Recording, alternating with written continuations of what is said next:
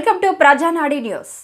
రాప్తాడులో జరిగిన సిద్ధం మహాసభ దేశ చరిత్రలో మునుపెన్నడూ జరగలేదని టీవీ ముందు కూర్చొని చూస్తుంటే ఆ జనహోరు జగనన్న హోరు గూస్ బంప్స్ వస్తున్నాయని మళ్లీ జగనే సీఎం అని రాష్ట్ర మత్స్యశాఖ మంత్రి సీద్రి అప్పలరాజు స్పష్టం చేశారు. శ్రీకాకుళం జిల్లా వజ్రపు కొత్తూరు మండలం చినవంకలో మీడియాతో మాట్లాడిన మంత్రి అప్పలరాజు రాయలసీమ కోస్తా ఉత్తరాంధ్రలో ప్రతిపక్ష పార్టీల అడ్రస్ రాప్తాడులో జరిగిన మీటింగ్ తో గల్లంతైందని సంచలన వ్యాఖ్యలు చేశారు.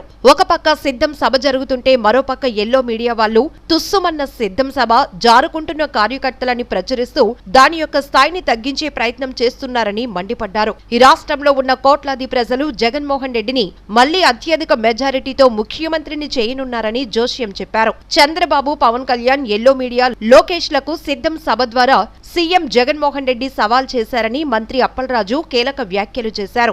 జగన్ సీఎం కాగలరనే సంకేతమే భీమిలి, ఏలూరు, రాప్తాడులో జరిగిన సభలు కావచ్చనే ఆశాభావాన్ని వ్యక్తం చేశారు. రాబోయే రోజులు బీసీ, ఎస్సీ, ఎస్టీ, మైనారిటీలు అన్నారు. వాళ్లకు మంచి జరగాలంటే మళ్లీ జగన్మోహన్ రెడ్డి ముఖ్యమంత్రి రావాలని అభిలషించారు. దానికి సంకేతమే రాప్తాడు సభ దేశ చరిత్రలో నిలిచిపోతుందన్న అభిప్రాయాన్ని వ్యక్తం చేశారు మంత్రి అప్పలరాజు. మహాసభని ఎందుకు అంటున్నానంటే, దేశ చరిత్రలోనే ఇలాంటి ఒక సభ జరిగినటువంటి సందర్భం మనకు లేదు. నిజంగా మేమందరూ టీవీల ముందు కూర్చొని చూస్తూ ఉంటే ఆ జనహోరు, ఆ జగనన్న హోరు చూస్తూ ఉంటే ఎవరికైనా సరే గూస్ బంప్స్ వస్తాయి. నాకు తెలిసి రాయలసీమలో, కోస్తా ప్రాంతంలో, ఉత్తరాంధ్రలో ప్రతిపక్ష పార్టీలకు సంబంధించినటువంటి అడ్రస్ నిన్నటి మీటింగ్తో నేనైతే గల్లంత అయిపోయిందని నేను అనుకుంటా ఉన్నాను. అందుకనే ఓ పక్కన సిద్ధం సభ జరుగుతూ ఉంటే మరో పక్క నుంచి ఎల్లో మీడియా వాళ్ళు తుస్సుమన్న సభని, జారుకుంటున్న కార్యకర్తలని ఈ రకరకాల వార్తలు ప్రచురిస్తూ దాని యొక్క స్థాయిని తగ్గించే ప్రయత్నం చేస్తూ ఉన్నారు.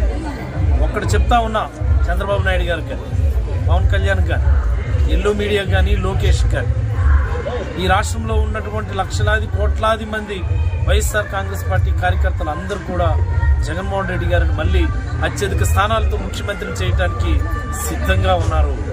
దానికి ప్రతీకే, దానికి సంకేతమే మన భీమిలిలో జరిగిన సభ కావచ్చు, లేకపోతే ఏలూరులో జరిగిన సభ కావచ్చు, అలాగే నిన్న రాప్తాడులో జరిగినటువంటి ఒక మహాసభ కావచ్చు.